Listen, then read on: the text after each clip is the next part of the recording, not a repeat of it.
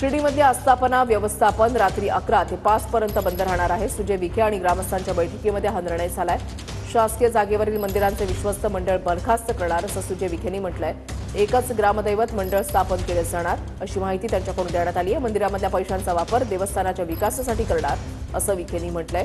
शिर्डी गुन्हेगारी मुक्त करण्यासाठी 7 कलमी कार्यक्रम राबवणार। बैठकीमध्ये सुजय विखे पाटलांची घोषणा आहे।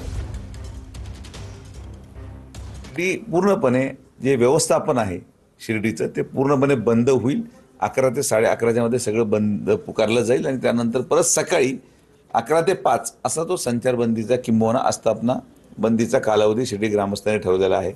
मंदिराचे ट्रस्ट आहेत, जे मंदिरं शासकीय जागेवर आहेत, शासकीय जागेवरचे मंदिरं ज्यामध्ये जेवढे विश्वस्त मंडळ आहेत ते सगळे बरखास्त करून एक कॉमन ग्रामदैवत मंडळ किंवा शिर्डीच्या नावाने एक मंडळ स्थापन होईल आणि त्या पैशाचा वापर हा देवस्थान डेव्हलपमेंट आणि शिर्डीच्या विकासासाठी केला जाईल।